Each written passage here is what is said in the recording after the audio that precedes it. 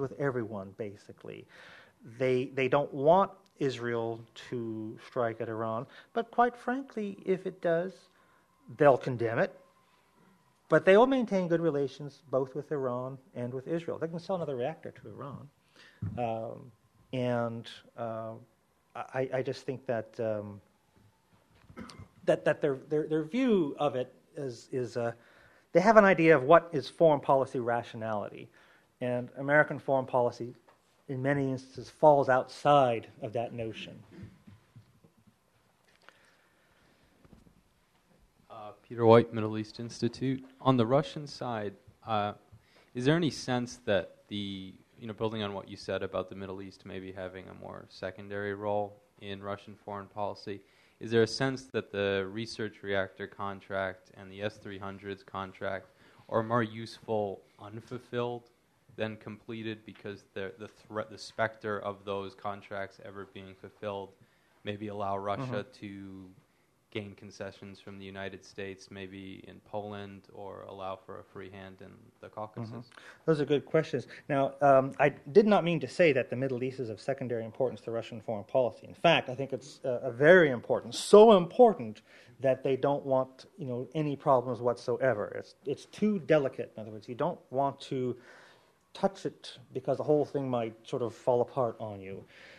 And they have interests at stake. I mean, the one thing that Putin's foreign policy has been very successful at is that he has prevented Chechnya and the whole question of Muslims in Russia from gaining a place on the world Muslim agenda the way Afghanistan was. In other words, when the Soviets were in Afghanistan, sort of almost the entire Muslim world was against them.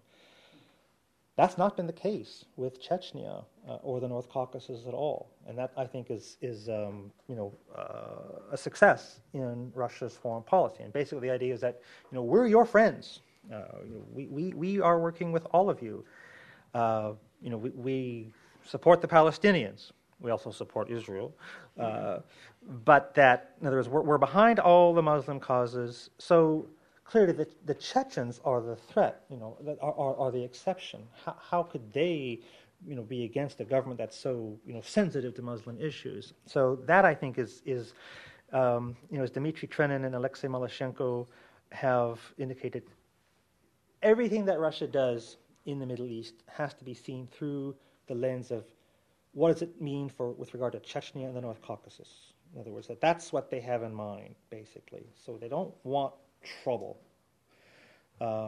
Now, in terms of the whole, the reactor, the deals, I think that this policy of uncertainty is something that Putin likes. In other words, that it keeps everyone courting Moscow, and Putin seems to like to be courted, and it's is it better to court or to be courted? That's maybe perhaps a existential debate. I actually think it's better to court. You have a lot more choice, but there are some people who prefer to be courted, and Putin is definitely one of them. It seems that he wants people to come to him, and by kind of not completing anything, it works for a while. Now, after a while, everyone gets tired of it. But the thing is that I also actually think that Russia is trying genuinely to please both Iran and America. In other words, okay, we're working with you on this reactor, but America, we're not completing it. Well, in the long run, he doesn't please either of us. And I actually think the reactor is now completed. In other words, just they're talking about, we're doing testing, whatever. They could hand it over. The moment they hand it over, I think that this will now, the question of how Israel reacts will immediately come to the fore. So long as the Russians, I think, have it, I don't think the Israelis will attack. Now, I may be wrong, but I don't think they will. Similarly with the S-300s, that could precipitate, if the Israelis think that they're about to be delivered, that could precipitate an attack. Whether it would do them any good is another issue.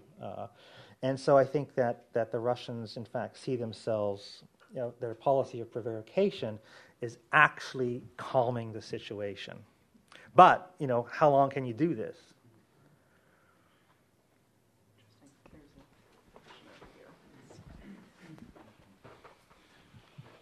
Alhas Mikhail, Embassy of Georgia. Thanks for your thoughtful ideas and remarks, although I cannot share with you the feelings with the appearance of Mr. Putin, but anyway. You can speak up. My question related to this policy of sanction, which is on the front line.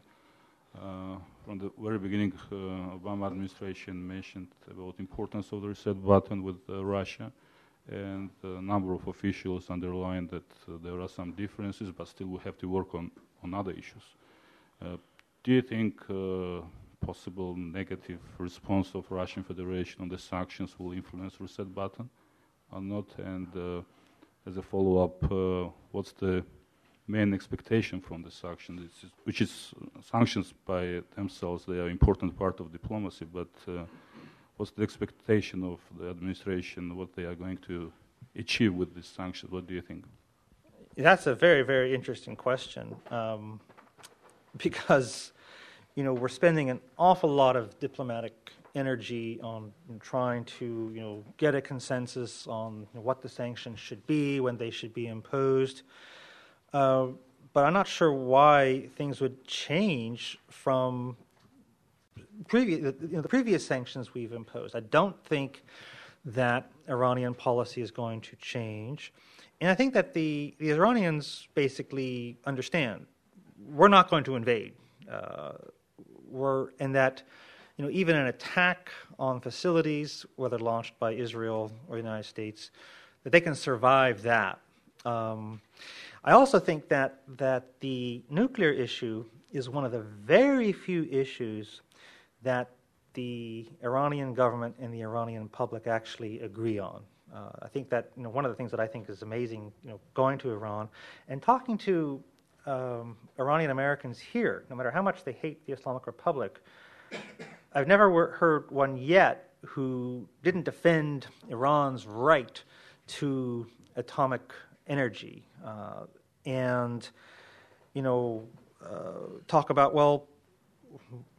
to deny Iran wants nuclear weapons, but then, why shouldn't Iran have nuclear weapons? In other words, that this is something that I think the regime has emphasized so much that it's, working for the nuclear program, that in fact it'd be very difficult for the regime to back down at this point, to say to the West, okay, we'll do what you want because, that's the right thing to do. I think that this would really hurt them, that their defiance of the West on this issue, I think, serves the regime. So, why are we doing the sanctions? In a certain sense, what I actually think is that what we're hoping is to slow them down and that maybe something will change. In other words, that if we can delay the acquisition of a nuclear weapon, that would be good, and maybe the regime will change. Certainly, when I was in Israel, they even talked this way about a strike. I asked them, do you really think you can stop the Iranians from acquiring nuclear weapons, with an attack? And they admitted, no, we can't. But maybe we can delay it, and if we can delay it, maybe something good will happen, like the regime will fall. Well, there's a lot of contingencies there. I actually think that one day we are going to have to deal with a nuclear Iran. I don't want that to happen.